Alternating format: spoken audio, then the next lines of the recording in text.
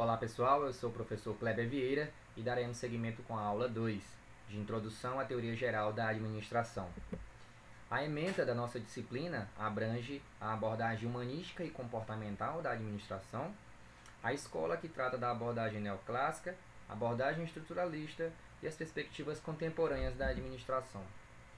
Os objetivos da disciplina versa a proporcionar ao aluno condições para dominar os conceitos básicos de teoria geral da administração, para que compreenda a evolução da maneira de administrar nas organizações, ou seja, cada escola do pensamento administrativo, e assim ele adquira os conhecimentos essenciais à correta compreensão do pensamento e do contexto empresarial.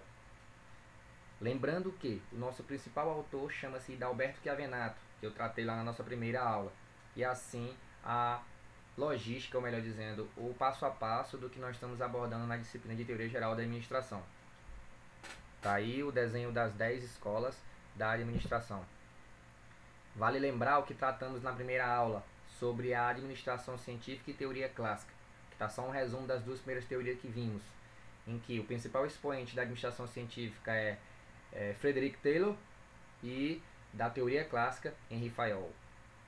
A administração científica abordava com muita ênfase a ênfase nas tarefas, ou seja, aumentar a eficiência da empresa por meio do aumento da eficiência no nível operacional, ou seja, procurar adaptar o funcionário ao trabalho. Enquanto que a teoria clássica dava um enfoque maior na estrutura, buscando aumentar a eficiência da empresa por meio da forma e disposição dos órgãos componentes, da organização e das suas inter-relações, ou seja, uma preocupação com a estrutura, uma preocupação com estruturar o trabalho das pessoas. Vamos agora tratar, nessa aula 2, da abordagem humanística da administração. Pensem bem, não significa que as duas escolas anteriores não tiveram sua parcela de contribuição para o pensamento administrativo. Cada escola, por conseguinte, vai trazer novos pensamentos, novas abordagens, novas formas de administrar a organização, para que ela se complemente e cada vez mais possa ser considerada uma organização em evolução. Então trataremos da abordagem humanística, iniciaremos aqui com a teoria das relações humanas, humanizando a empresa.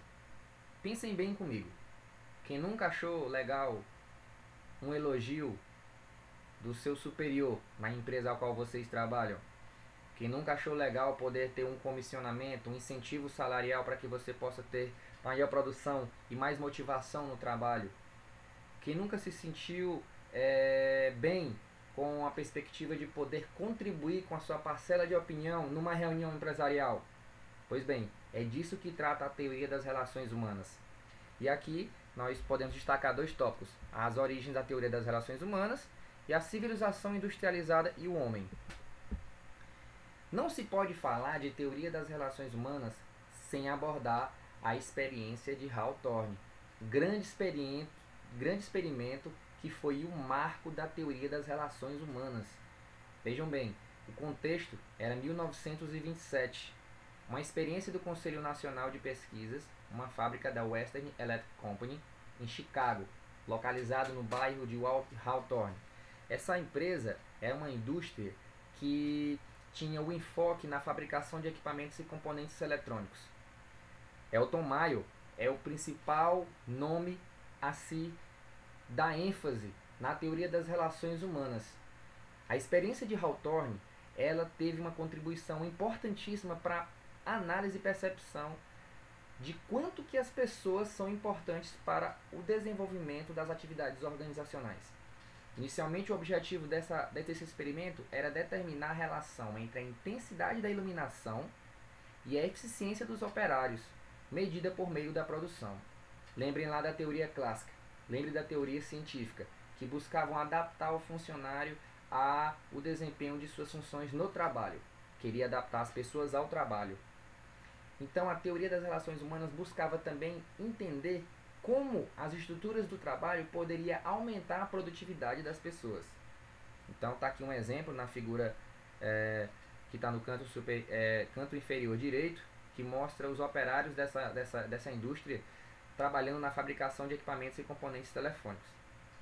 O experimento ele acabou que Tentando entender a estrutura e como ele pode influenciar no trabalho das pessoas, a dinâmica desse experimento trouxe parcelas de contribuições antes não previstas, não planejadas, pois se entendeu que com o estudo da fadiga, dos acidentes no trabalho, do turnover, que é a rotatividade de funcionários nas organizações, porque ninguém durava nas organizações, e do efeito das condições físicas do trabalho sobre a produtividade. Então, percebeu-se que não é só as pessoas que devem se adaptar ao trabalho, mas o trabalho também deve se adaptar às pessoas. Como resultado final desse experimento, que se iniciou em 1927, passou toda a época também da queda da Bolsa de Valores, que foi a grande crise, chamada nos livros de história como a Grande Depressão, onde a Bolsa de Valores de Nova York sofreu grande queda e muitos empresários vieram à falência. A experiência de Hawthorne foi uma experiência que aconteceu durante alguns anos. Ela se encerrou em 1933. Então é um experimento muito complexo, é um experimento muito bem detalhado que nós buscamos trazer aqui de maneira mais objetiva. Como resultado final da experiência de Hawthorne, alcançou-se alguns resultados. O principal deles, demonstrou a influência de fatores psicológicos e sociais no produto final do trabalho e a valorização das relações humanas no trabalho. Destaquei aqui um link do YouTube, visto que a experiência de Hawthorne ela foi tão importante, mas também tão bem detalhada. Tem várias fases dela, vários momentos em que foram analisados fatores como a influência, num primeiro momento, que é considerada a primeira fase, em que eles buscaram entender a influência de aspectos físicos, estruturais do trabalho na produtividade das pessoas, e passando por uma segunda fase, ao qual percebeu-se que esses efeitos estruturais não tinham tanta influência como a maneira como as pessoas pensavam, a maneira como as pessoas se motivavam a fazer parte do trabalho. Foi aí que a experiência de Hawthorne ganhou sua demasiada importância para o estudo da teoria das relações humanas. Foi um experimento com um planejamento e que alcançou um resultado totalmente diferente e muito mais importante.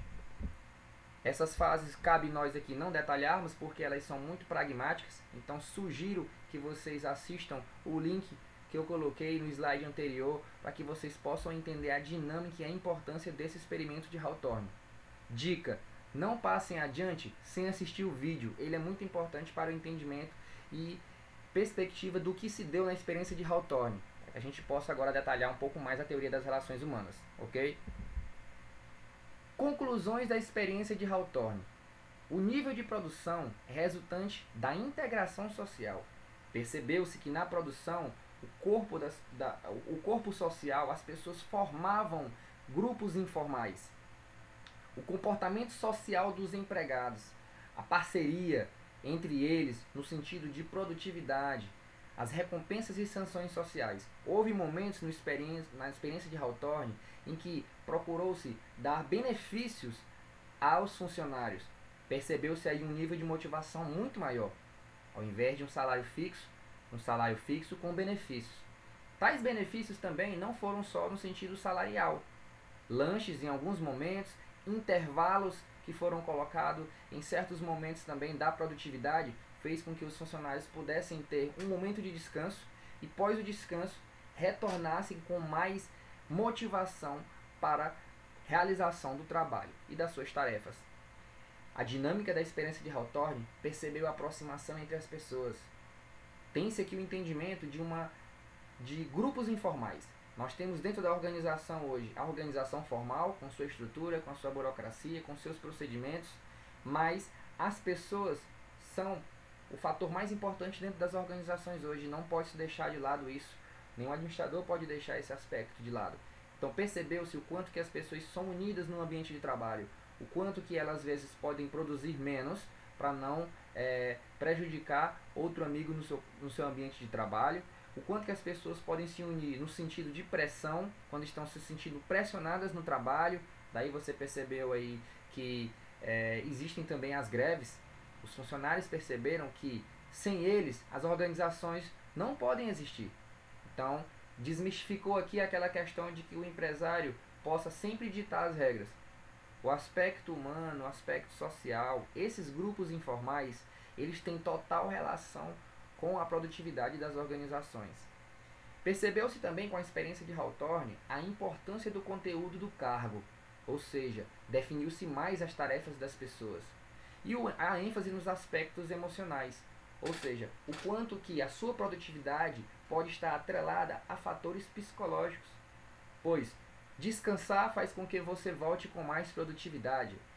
Entender que as pessoas não são máquinas, as pessoas vêm para o seu trabalho com seus aspectos psicológicos, muitas vezes com seus problemas de casa, muitas vezes com problemas que ela passa a ter nos conflitos de envolvimento social dentro da própria organização.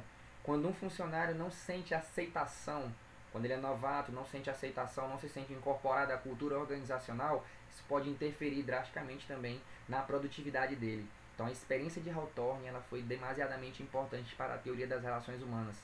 E Elton Mayon, cientista, psicólogo, administrador, foi quem realizou essa experiência, pessoal.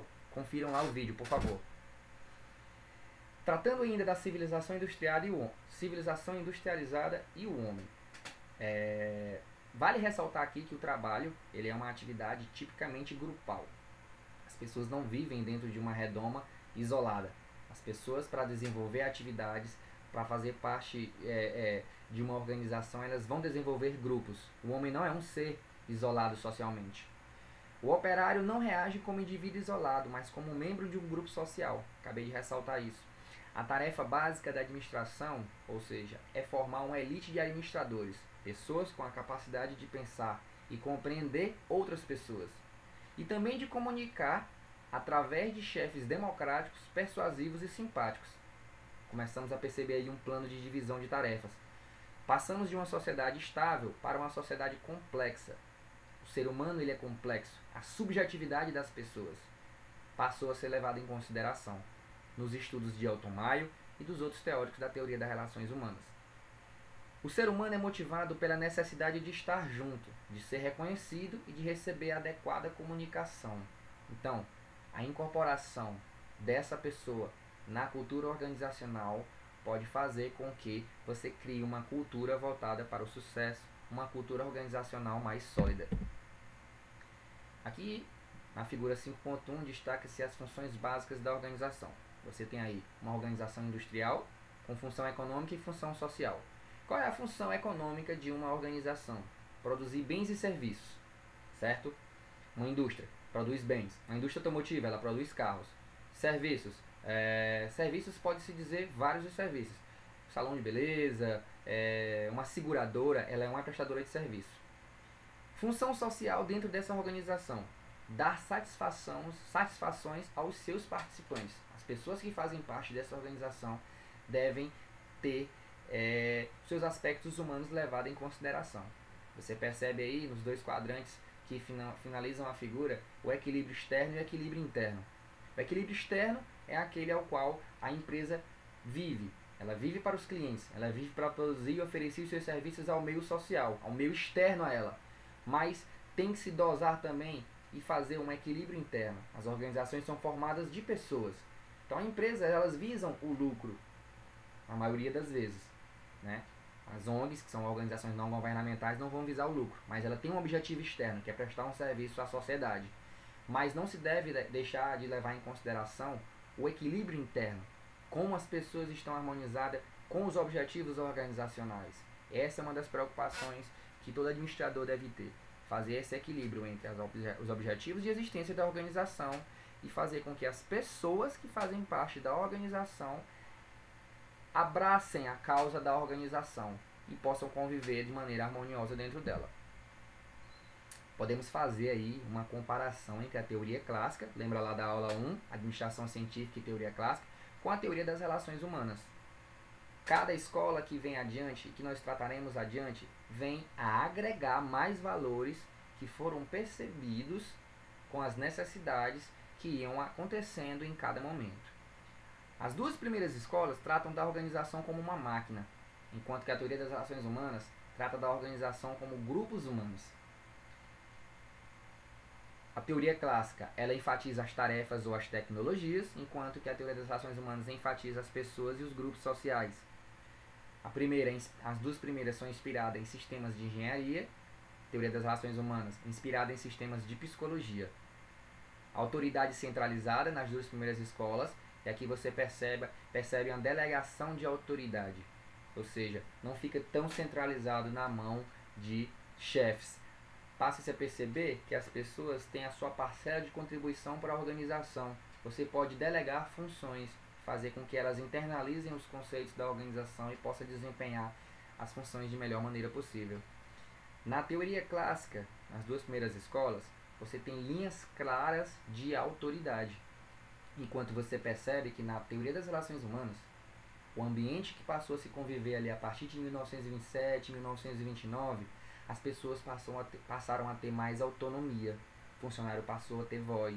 Ele percebeu que fazer greve, ele faz com que uma organização, uma indústria possa parar.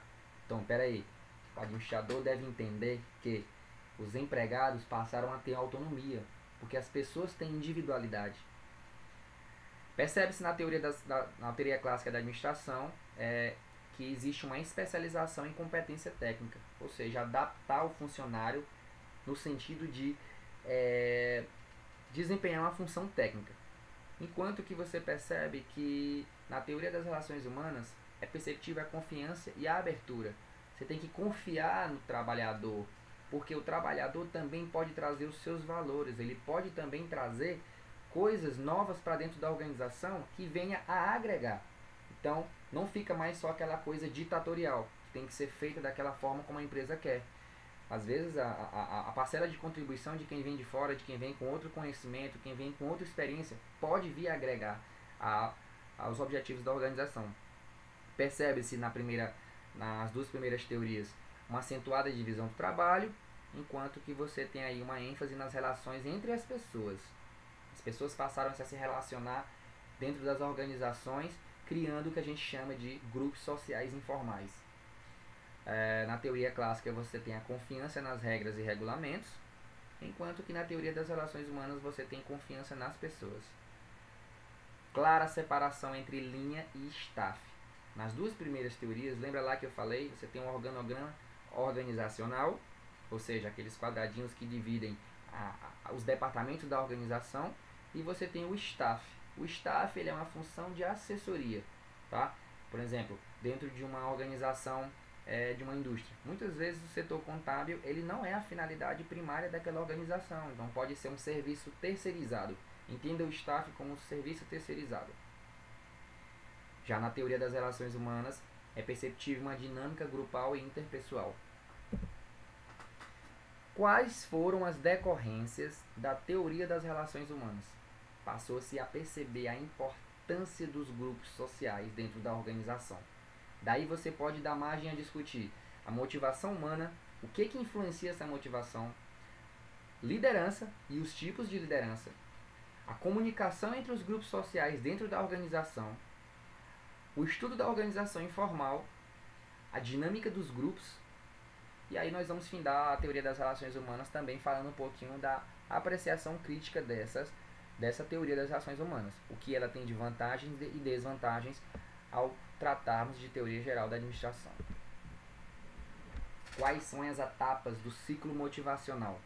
Você percebe que o que é motivação? Você tem uma satisfação atendida, mas para atingir essa satisfação, o Hidalberto Chiavenato ele escalona em equilíbrio, estímulo ou incentivo, que daí vai dar margem a uma necessidade. Essa necessidade vai gerar uma tensão, porque você passa a ter um desejo. Dessa tensão você tem um comportamento ou ação. Então todo mundo tem um objetivo dentro da organização. O funcionário ele entra, ele quer ser promovido, ele quer ganhar maior salário, ele quer ter maior produtividade, ele quer ser reconhecido, ele passa por todos esses estágios.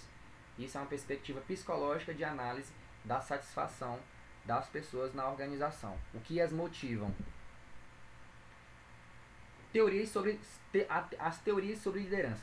Nós temos 3 tipos de teoria elencados por Hidalberto Chiavenato no estudo da teoria das relações humanas. As teorias de traço de personalidade, as teorias sobre estilos de liderança e as teorias situacionais de liderança.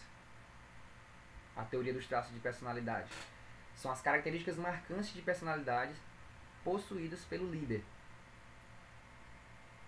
Teoria sobre os estilos de liderança, maneiras e estilos de comportamentos adotados pelo líder. E as teorias situacionais de liderança, adequação do comportamento do líder às circunstâncias de situação e dos liderados. Percebam aí as palavras-chave: personalidade do líder, comportamentos adotados pelo líder e as circunstâncias da situação e dos liderados. Quem ele lidera? A figura 6.5 vem a distribuir isso de maneira melhor. Ela dá ênfase nos estilos de liderança. O estilo autocrático, o líder com seus subordinados. A ênfase é no líder. Estilo democrático, líder, subordinados, uma relação ganha-ganha. ênfase no líder e nos subordinados. Estilo liberal, o líder ele acata muito o que os subordinados lhe dizem. Então, o que podemos entender dessa maneira? No estilo autocrático, vem as ordens de cima e os subordinados não têm direito de participação. Eles só obedecem. Obedecem porque é a regra organizacional. No estilo democrático, existe uma relação de comunicação mútua, ao qual o líder dá as suas diretrizes, mas ele também escuta as diretrizes dos subordinados. E no estilo liberal, o líder busca fazer o seu estilo de liderança e de gerência ou de gestão dos seus subordinados baseado muito no que os subordinados lhe dizem. Ora, fica a pergunta: qual o melhor estilo de liderança? Nenhum. Ou todos. Há momentos em que o líder ele precisa ser autocrático. Há momentos em que o líder tem que ser democrático. E há momentos em que ele tem que ser liberal. Essa perspectiva e análise de liderança, ela faz versar que o líder seja mais completo. Então, há tipos de organizações que vão ter um estilo de liderança mais autocrático, há organizações que vai ter liderança com estilo democrático, há organizações que vai ter um estilo muito liberal. Por exemplo, as ONGs, organizações não governamentais, elas não visam lucro, então elas acabam por característica a inserir nos seus objetivos ou no seu desempenho das atividades muito o que os subordinados ditam, tá? Então, pode-se dizer e concluir com isso que não existe um melhor estilo de liderança. Você pode ser um líder mais completo adotando os três modelos. Há organizações que vai ser mais perceptível um dos estilos ou dois dos estilos, mas é sempre bom fazer essa perspectiva de que os três estilos, em dependência de quais circunstâncias acontecerem na organização, ambos vão ser úteis. Tem coisas que são de força maior, que o líder precisa ser autocrático, um pouco mais linha dura com os subordinados. Há momentos em que o estilo democrático ele vai procurar fazer o equilíbrio das relações sociais dentro da organização. Você tem aí na figura 6.7 forças que condicionam os padrões de liderança. Qual o melhor estilo de liderança a ser adotado? Eu acabei de falar. Você tem três enfoques: forças no gerente, forças nos subordinados, forças na situação. Esse exemplo ele é muito interessante. Evolução conceitual entre teoria clássica, que são as duas primeiras escolas que estudamos, teoria da administração científica e teoria clássica, e a evolução conceitual dos princípios administrativos para a teoria das relações humanas. O Hidalberto Chiavenato ele elenca aí 9 características para mostrar essa evolução do que a teoria das relações humanas trouxe de melhoria para o que era o enfoque das teorias clássicas. Você tem aí abordagem, ao qual a teoria clássica tratava de uma engenharia humana, adaptação do homem à máquina e vice-versa. Já na teoria das relações humanas, uma ciência social aplicada, ao qual existe uma adaptação do homem à organização e vice-versa. Pensa-se mais no aspecto humano. O modelo de homem. Na teoria clássica, das duas primeiras escolas, você tem um enfoque mais econômico-racional. Pensa-se muito nas vantagens financeiras da organização. Os objetivos organizacionais é muito voltado para isso. Não se escutava muito o aspecto do ser humano. Era uma coisa mais de uma liderança autoritária, tá? Lembrem muito do filme aí aquele filme do Charlie Chaplin chamado Tempos Modernos, ao qual o funcionário ele tinha basicamente que obedecer às diretrizes da organização e os seus valores, os seus desejos, os seus anseios não eram levados em consideração. Já na teoria das relações humanas, você tem o aspecto racional emocional, ou seja, motivado por sentimentos. As pessoas vão ter fatores que motivam, e esses fatores, muitas das vezes, além de subjetivos, eles são individuais.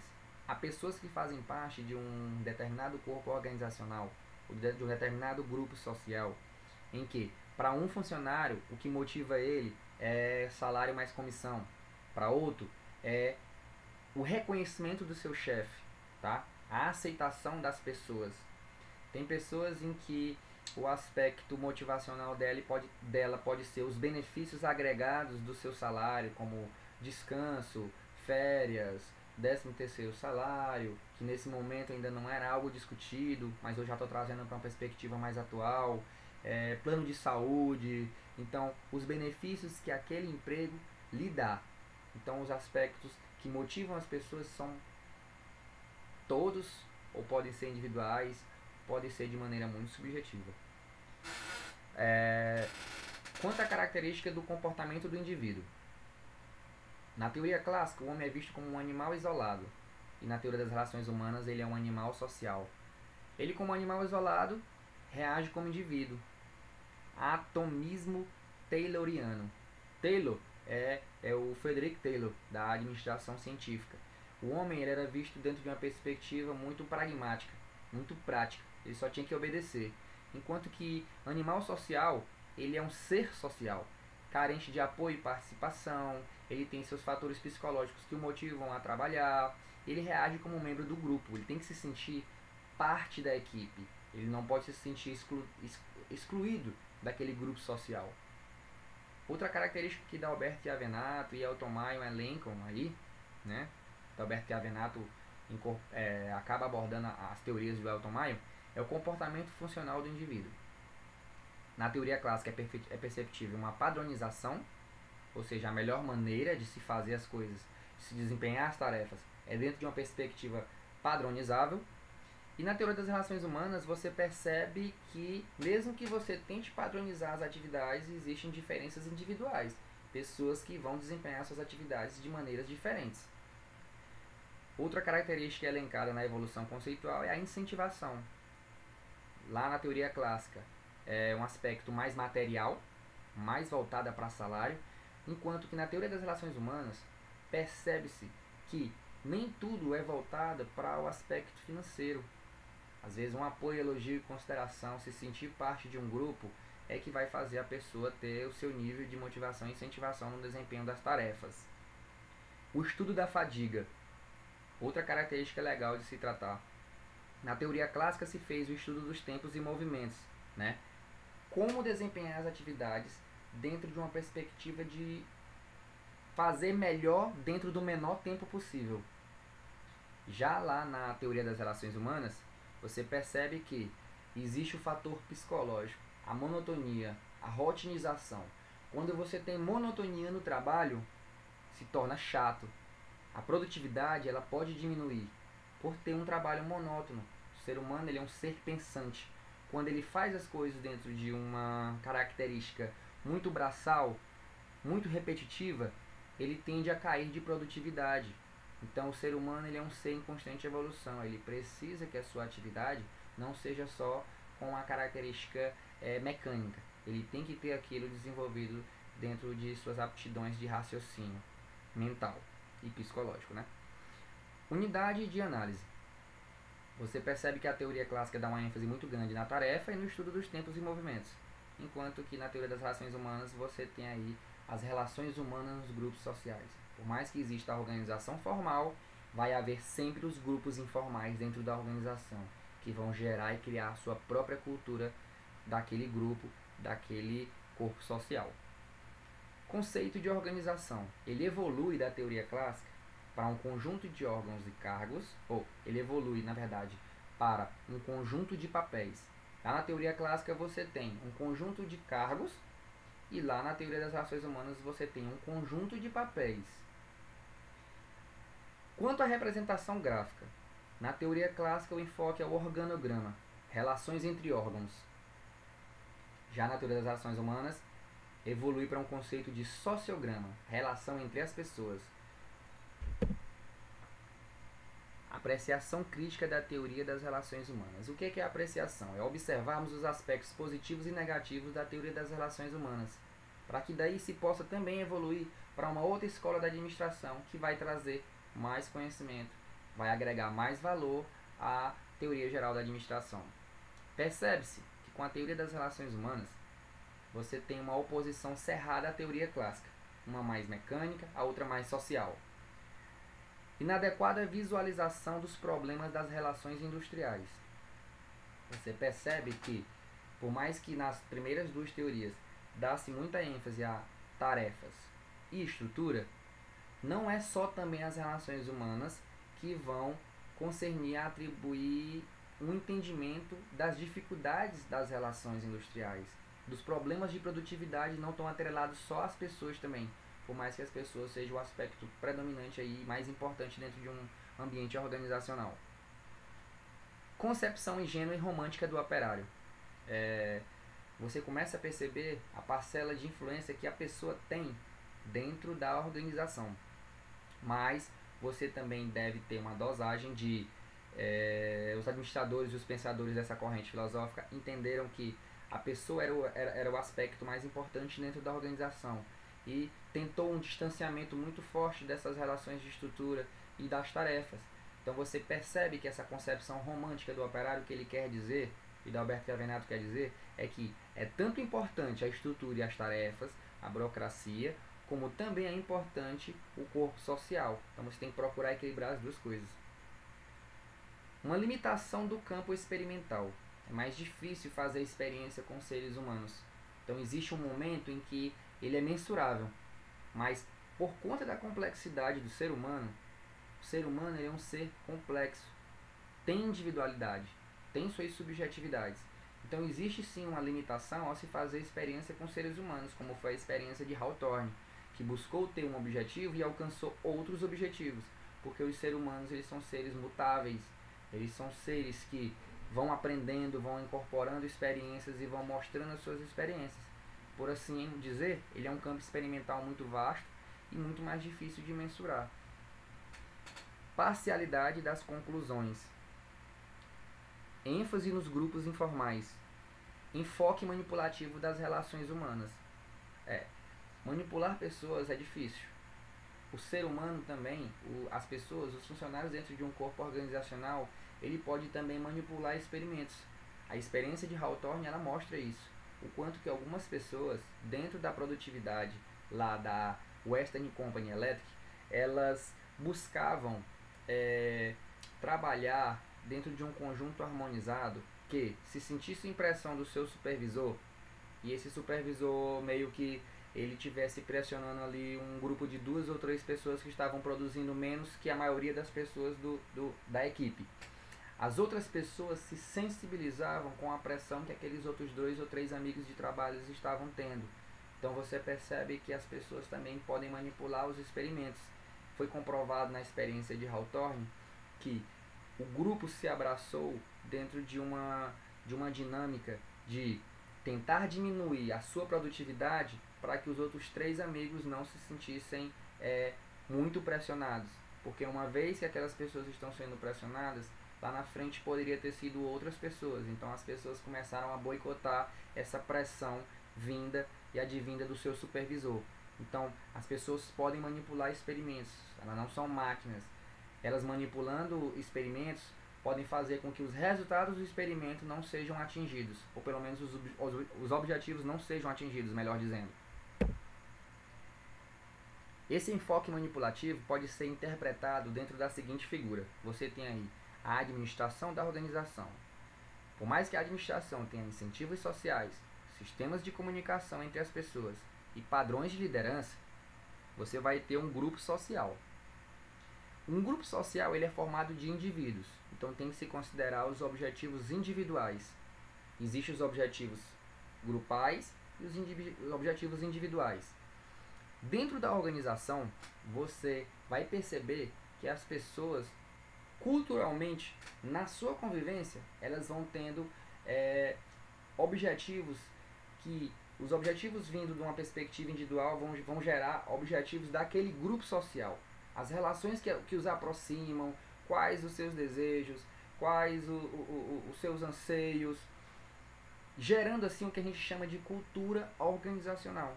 Pode ser entendida também como organização informal. As pessoas vão se sentir no intuito de ter participação nas decisões da organização. Foi o que a experiência de Hawthorne mostrou. Quando as pessoas passaram a ter sua opinião considerada pelo seu superior ou pela administração da organização, elas fizeram com que a organização entendesse que a produtividade das pessoas pode aumentar com essa participação nas decisões, com a participação de aceitação dentro de um grupo. Uma vez que você tem os objetivos informais individuais das pessoas, você também vai ter o objetivo formal da organização. O objetivo formal da organização, ele vai andar sempre lado a lado com os objetivos individuais das pessoas. Então pensa-se aí no quê? Que a empresa deve também adaptar o trabalho ao trabalhador. Esse é o grande aprendizado da teoria das relações humanas. Adaptar o trabalho ao trabalhador e o trabalhador ao trabalho. Então, dessa maneira, a gente encerra o estudo da teoria das relações humanas. Vamos passar agora a uma abordagem chamada abordagem neoclássica da administração. A teoria neoclássica da administração entendeu que passou-se a definir muito melhor o papel do administrador dentro da organização. Visto que você tem ênfase nas tarefas, ênfase na estrutura, ênfase nas pessoas, quem é o elo que faz com que a organização formal e a organização informal trabalhem num mesmo objetivo? Esse é o papel do administrador. Então vamos abordar agora as características da teoria neoclássica, a administração como ciência social, aspectos comuns às organizações e os seus tipos de organizações, claro, os princípios básicos de organização, a centralização versus descentralização, tá aí o grande aprendizado dessa teoria, funções do administrador, e vamos finalizar com a apreciação crítica da teoria das relações humanas. Características da teoria neoclássica: ênfase na prática da administração, reafirmação relativa dos postulados clássicos. Percebeu-se que a teoria das relações humanas fez um distanciamento muito grande da estrutura e da ênfase da tarefa, que era o que era abordado nas duas primeiras escolas. Então aqui a teoria neoclássica ela moderniza esse pensamento, unindo teoria das relações humanas e teoria clássica da administração. ênfase nos princípios gerais de administração, lembrem lá do planejar, organizar, dirigir e controlar. ênfase nos objetivos e nos resultados, e o ecletismo da teoria neoclássica. A administração como técnica social. Olha só, ali a técnica ao aspecto humano. Perceba a evolução que está tendo as escolas da administração. Administrar consiste em orientar, dirigir e controlar. Esses eram os esforços de um grupo de indivíduos para um objetivo comum. Quanto aos objetivos, elas são meios para o alcance de objetivos. Todas elas são, as pessoas, são diferentes em seus objetivos. Quanto à administração, todas elas exigem uma reunião de muitas pessoas que devem atuar em conjunto e se integrar em um empreendimento comum. Todas elas exigem uma estrutura e uma administração. Quanto ao desempenho organizacional, todas elas exigem eficiência e eficácia no desempenho. Vamos trabalhar isso mais adiante. É interessante entendermos essa dicotomia que acaba se complementando. As pessoas confundem um pouco eficiência e eficácia. É muito abordado na teoria neoclássica da administração. Uma vez que a eficiência pode ser entendida como uma ênfase nos meios, a eficácia é uma ênfase no resultado, ou seja, na finalidade disso. Eficiência é fazer corretamente as coisas, enquanto que a eficácia é fazer as coisas certas. Um bom exemplo é: eficiência resolve problemas, eficácia atinge objetivos. Você tem aí como exemplo também interessante a se ressaltar: eficiência, treinar subordinados. Eficácia, dá eficácia aos subordinados. dar poder de decisão aos subordinados, para que os resultados sejam melhor alcançados. E aí outros exemplos que o Hidalberto Chiavenato cita também, só para que você tenha uma abordagem mais entendível do assunto.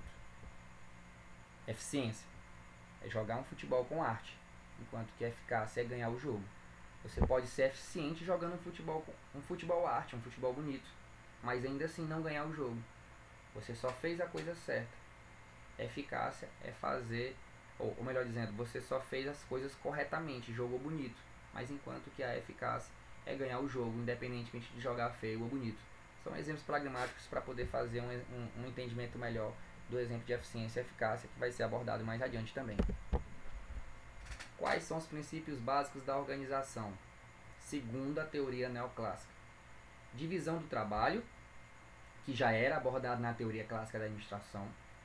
Especialização, que também foi abordado na teoria clássica da administração. E hierarquia.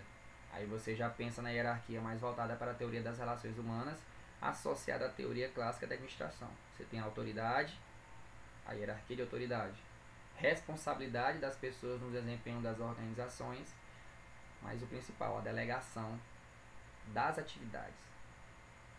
Amplitude administrativa. Vamos detalhar tudo mais à frente, pessoal.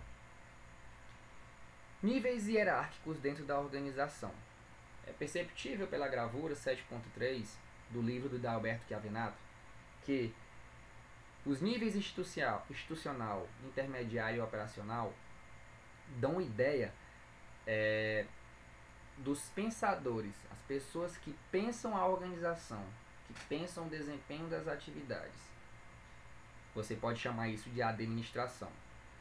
A teoria neoclássica mostra que os níveis que não ficam escalonados entre institucional, intermediário e operacional é justamente as pessoas que eles consideram não administrativas, o setor operacional de fato. Num chão de fábrica, o que a gente chama de chão de fábrica? A atividade operacional de produção dentro daquela fábrica. Uma fábrica de automóveis, por exemplo. Os operários que trabalham na produção não estão dentro daquilo que se chama de nível hierárquicos institucional, intermediários e operacionais, que formam o corpo da administração. O corpo administrativo pode ser entendido como os presidentes, diretores, os gerentes no nível intermediário e no nível operacional os supervisores que vão supervisionar a produção daquela fábrica de veículos. Nós temos dois tipos de organização: a organização alongada ou alta e a organização achatada. O que é essa figura, pessoal? Isso a gente passa a trabalhar o que a gente chama pela nomenclatura de organograma. A organização alta ela tem toda a sua distribuição de cargos e tarefas, enquanto que a organização achatada ela tem um pouco mais de nivelamento. Você não tem setores departamentalizados de uma maneira linear, de cima para baixo. Você tem elas de maneira ali horizontal. A teoria neoclássica ela procura fazer essa dicotomia entre organização centralizada, ao qual as atividades administrativas, as atividades de tomada de decisão estão centralizadas numa pessoa e nos cargos intermediários. E a organização descentralizada, você percebe que os níveis intermediários passam a ter maior poder de autonomia, de decisão sobre o seu corpo subordinado. Isso é para a gente entender o que é uma abordagem organizacional na tomada de decisão centralizada e na abordagem de descentralização das decisões. Quais são as vantagens e desvantagens da descentralização? Vamos lá. A teoria das relações humanas, a escola que estudamos anteriormente, mostra a importância do pensamento, a importância da participação das pessoas, entender as pessoas como sendo que elas tragam seus valores, a sua subjetividade para dentro da organização. A teoria das relações humanas mostrou para o estudo da administração que a descentralização ela é algo viável, ou seja, se não levar em consideração a participação das pessoas, se não levar em consideração o nível motivacional do indivíduo, do funcionário, a organização não vai atingir os seus melhores resultados. Não se pode mais ignorar, agora que nós estamos aí por volta da década de 40, 50, entendendo que as pessoas elas vão ter a sua parcela de contribuição na organização muito mais sendo perceptível, sendo muito mais exigente no sentido de produzir. Para que elas produzam, elas vão querer mais benefícios, elas vão querer ter os seus anseios aceitos, elas vão querer ter uma relação ganha-ganha com a organização. Quais são as vantagens da descentralização? Descentralizar a tomada de decisão. Você tem como vantagem: as decisões são tomadas mais rapidamente pelos próprios executores da ação. Ora, eu tenho aqui no chão de fábrica um gerente, um supervisor e as pessoas que realizam as atividades. Se ficar muito centralizado as decisões na gerência e na supervisão e não poder deixar o funcionário tomar certas decisões que competem ao nível dele no sentido de produção, você tem aí um delay, você tem uma demora no sentido de execução da atividade.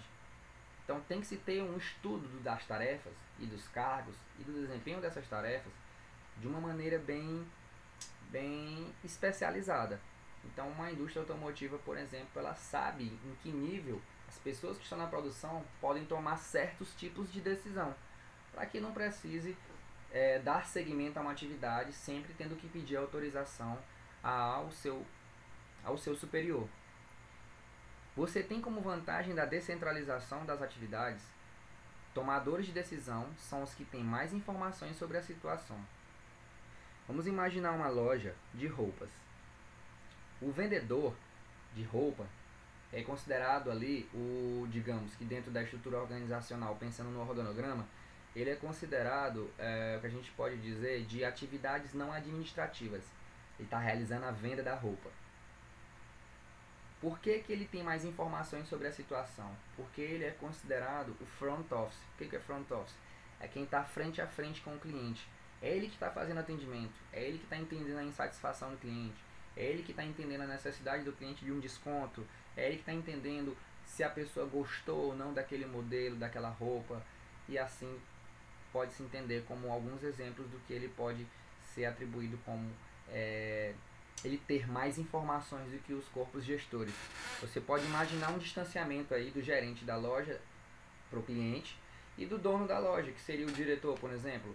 Ele teria um maior distanciamento do cliente, porque não é ele que está fazendo atendimento direto ao cliente. É por isso que é interessante entender que se eu valorizar aquele funcionário, se eu valorizar aquele vendedor que faz o atendimento ao cliente daquela loja de roupa, você vai entender que aquela pessoa, ela quem está lidando diretamente com o cliente, ela vai ser munida de informações que vai subsidiar a gestão daquela loja para que ela tome as melhores decisões, os melhores planejamentos estratégicos, para adotar as melhores maneiras possíveis de trabalhar o que o cliente está exigindo. Descontos, produtos de qualidade, uma diversidade no produto que passou-se a vender na loja e o cliente queria um produto e não tinha. Então é muito importante a opinião das pessoas, mesmo não fazendo parte dos níveis administrativos e de tomada de decisão. Outra vantagem da descentralização: maior participação no processo decisório, promove motivação e moral elevado entre os administradores médios. Fazia as pessoas se sentirem parte do processo decisório, aí torná-las mais motivadas. Proporciona excelente treinamento para os administradores médios. Quais são as desvantagens da descentralização? Segundo Hidalberto Chiavenato, pode ocorrer falta de informação e coordenação entre os departamentos envolvidos. Já ouviu falar daquela brincadeira sem fio? Telefone sem fio? Quando você passa uma informação por uma cadeia de muitas pessoas, pode haver o que a gente chama de ruído na informação. Se não for muito bem alinhada a comunicação dentro de uma organização, ela não vai contornar todos os departamentos da organização de maneira harmônica.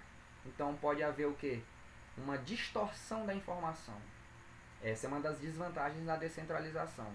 Por isso que toda organização ela deve ter a sua comunicação muito bem organizada, muito bem detalhada, a quem você deve se dirigir, quais as coisas você deve comunicar ao cliente. Outra desvantagem da descentralização seria considerado maior custo pela exigência de melhor seleção e treinamento dos administradores médios. Uma vez que eu descentralizo, eu atribuo a algumas pessoas da organização, seja da gerência, do nível ali dos supervisores, eu atribuo a eles uma tomada de decisão, eu tenho maior custo, eu tenho que gastar com treinamento para que essa mão de obra seja capaz de tomar as decisões corretas na aptidão no desempenho das suas aptidões. Risco da subobjetivação, ou seja, os administradores podem defender mais os objetivos departamentais do que os empresariais. Uma vez que você dá poder às pessoas na tomada de decisões, você começa a perceber também que ela pode tentar, aí no caso, defender mais os objetivos daquele departamento, daquele grupo de pessoas, e estar um pouco menos alinhado com os objetivos da organizacional, que é o objetivo da alta cúpula. Outra desvantagem é as políticas e procedimentos podem variar enormemente nos diversos departamentos. Quanto mais você descentraliza, setor financeiro, setor contábil, setor produtivo, setor de marketing, setor de pesquisa e desenvolvimento. Quanto mais eu atribuo descentralizações dentro daquela organização, mais você também pode variar as políticas que cada grupo organizacional vai ter. E aí precisa-se ter um alinhamento muito bem feito, em que, por mais que um setor financeiro trabalhe de uma maneira diferente de um setor de marketing, os interesses devem estar sempre pautados nos objetivos principais da organização. É interessante esse estudo de caso da General Motors, que é a produtora dos carros da Chevrolet, Pontiac, Buick, nos Estados Unidos. O presidente da GM em 1921 e 1955 foi chamado de Alfred Jr. Ele substituiu os antigos donos das pequenas fábricas adquiridas por gerentes profissionais e adotou um programa de organização descentralizada com múltiplas divisões. A corporação da General Motors se fundamenta em 2 princípios. Isso foi o que ele implantou durante esse período, tá, gente? De 1921 a 1955. Um estilo de liderança voltada para os resultados e princípios orientadores. Ele meio que extinguiu os donos de fábricas por gerentes profissionais e administradores da organização. Com essa medida, o CEO, o executivo da General Motors, ele obteve algumas vantagens com a descentralização. Esse é um exemplo para mostrar o quanto que a descentralização pode trazer benefícios para certos tipos de organizações, ou para a maioria delas.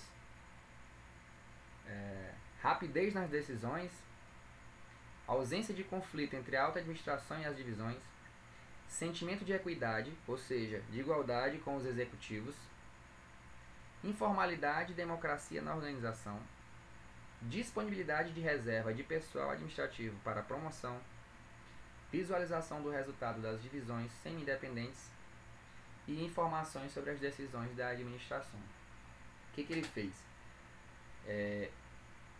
Atribuindo gerentes profissionais o corpo administrativo da General Motors nos Estados Unidos, ele fez com que cada gerente tivesse autonomia para decidir, para obter informações, para poder fazer melhores práticas administrativas dentro da organização, e reunia esses gerentes durante determinado tempo para estudar cada mercado e trazer as melhorias que cada um estava atribuindo ao local onde era localizado tais fábricas. Isso fez com que a informação e a comunicação entre a organização melhorasse dentro de uma perspectiva harmoniosa, por assim dizer. E isso foi um exemplo muito grande que ressalta o que a teoria neoclássica traz quando ela quer dizer em descentralização. Novamente vamos tratar, porque esse processo administrativo de planejar, organizar, dirigir e controlar, ele é repetitivo em cada escola da administração, com abordagens diferentes. Você tem aí o processo de planejamento, como definir a missão, valores, né, e a cultura organizacional, formular objetivos, o que você quer alcançar, definir planos para alcançar os objetivos, programar as atividades. Isso faz parte do pensamento do planejamento. O que é organizar? Dividir o trabalho, designar as atividades, quem vai realizar as atividades, quem tem autonomia para certas atividades, para certas decisões. Agrupar as atividades em cargos, alocar recursos. O que é alocar recursos? Setor financeiro, investidores, capital social, de formação da empresa, se é de capital aberto ou não, ou seja, sociedade anônima, aquela que vende ações. Quais recursos são necessários no sentido financeiro para que aquela organização exista, para que aquela atividade ou aquele novo produto a ser lançado no mercado possa vir ser lançado. Além de recursos financeiros, não entendam isso apenas como uma perspectiva numérica, orçamentária. Pessoas também são recursos, recursos de mão de obra. Tecnologia, máquinas também são recursos. Estrutura organizacional também é recurso. Definir autoridade e responsabilidade. Aí é onde o administrador ele faz um desenho de cargos e tarefas, atribuindo as funções daquela pessoa ou daqueles departamentos no sentido do desempenho de suas atividades. O que é dirigir? São designar as pessoas corretas, coordenar esses esforços, ou seja, todos os recursos elencados para que aquela organização exista, motivar as pessoas, liderá-las. Quando se fala em motivar, quais benefícios são essenciais para aquela organização? Hoje nós percebemos que muitos são os fatores que motivam a gente dentro das organizações, né? Isso foi uma luta árdua ao longo dos anos, tá? Hoje você percebe que você trabalha numa empresa, você além do seu salário, algumas pessoas têm variáveis no salário. Férias foi um direito adquirido depois de muito tempo, depois de muito tempo em que as organizações passaram a existir. Melhor dizendo, férias é uma conquista recente. 13º salário, ticket de alimentação, você percebe que isso motiva as pessoas. Mas esses aspectos também são aspectos muito baseados numa ideia que podemos dizer financeira. E hoje, com esse novo panorama das organizações do século XXI, dos anos 2000 em diante, você percebe que o que pode motivar também um funcionário é o plano de cargos e tarefas, ele participar de um programa de promoções, de ser promovido, de poder fazer carreira, um plano de carreira dentro da organização, ele poder fazer parte das decisões dentro da sua função, não ser muito engessado, ele não só obedecer ordens, mas ele poder ter um ambiente de trabalho mais tranquilo, aconchegante, com as ferramentas de trabalho corretas para desempenhar a sua função, porque a carência das ferramentas para desempenhar a sua atividade pode também trazer o que a gente chama de frustração.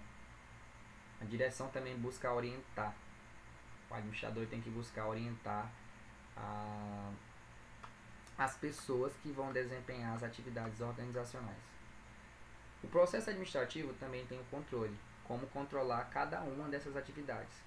Não pensem vocês que elas acontecem de maneira assim, linear e simultânea. Essas atividades elas acontecem, como é que eu posso dizer? Elas não acontecem dentro de uma ideia de início, meio e fim, e sim dentro de uma análise em que elas acontecem ao mesmo tempo. Ao mesmo tempo que você planeja, você está organizando, dirigindo e controlando. É definir padrões, monitorar desempenho, avaliar o desempenho e fazer uma ação corretiva. Eu vou dar uma pulada aqui, porque aqui tá detalhando um pouquinho e sendo um pouco repetitivo essa questão de trabalhar o processo administrativo.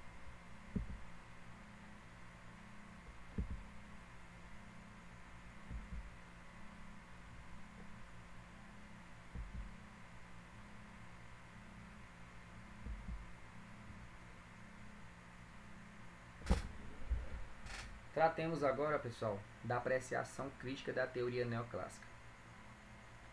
A velha concepção de Fayol na teoria clássica da administração, lembra lá das duas primeiras escolas, tratava que administrar é prever, Organizar, comandar, coordenar e controlar de maneira contínua e firme. Hoje se fala que esse processo administrativo ele está mais enxuto. É planejar, organizar, dirigir e controlar. Contudo, administrar é mais do que gerenciar pessoas, recursos e atividades. Em épocas de mudança, o papel do administrador se centra mais na inovação do que na manutenção do status quo. Ou seja, a inovação dentro das organizações, dentro de um panorama moderno das organizações, elas vão além dessa questão de gerenciar pessoas, recursos e atividades. Hoje as organizações estão dentro de uma perspectiva inovadora, de estar reaprendendo com o que a gente chama de informações. Passou a ser o grande diferencial dentro das organizações. A partir do momento que você alinha a estrutura organizacional, adapta as pessoas às tarefas, adapta o trabalho às pessoas, trabalha a motivação, incentivos, você tem que entender que a organização ela é uma célula em constante evolução. Então, não manter o status quo. Organização, o que é status quo? É manter, manter aquela situação permanente. As organizações elas devem se pautar numa cultura de estar envolvida com a sociedade em que ela está inserida, mas também buscando um sentido de evolução. Quando você predomina no mercado como sendo a principal empresa, nunca o administrador ele deve achar que aquele status quo vai ser para sempre, porque vem outras organizações com novas filosofias. Você percebe que algumas organizações estão mais voltadas para o que a gente pode dizer, o que o mundo está recebendo com melhores olhos. Exemplo, o que a gente pode citar? Você percebe aquela empresa Kodak de filmes para máquinas fotográficas? Ela predominou no mercado durante muitos anos. Ela era ali, ela tinha seu alicerce ali estabelecido no século XX como a principal empresa em filmes e fotografias. E hoje você percebe que a gente tira fotos com um smartphone. Então a indústria ela se modernizou a um ponto em que veio a nova era, a era digital, e caiu por terra aquele status quo de uma empresa em que não se modernizou. Você tinha as enciclopédias, em que era o grande acervo de pesquisa. A gente comprava enciclopédias e elas tinham um conhecimento limitante até aquele momento. Só que as informações hoje giram no mundo muito rápido. E você percebe que o que atualiza mais rápido? Uma enciclopédia, seja ela de qualquer conteúdo científico, ou uma enciclopédia de conhecimentos gerais, ou um Google. Google é a empresa moderna que hoje você acaba estudando um assunto, amanhã esse assunto ele já evoluiu, ele já está com uma carga de conhecimento mais inovada, mais atualizada. O direito, por exemplo, é uma ciência que você percebe que as leis mudam hoje diariamente.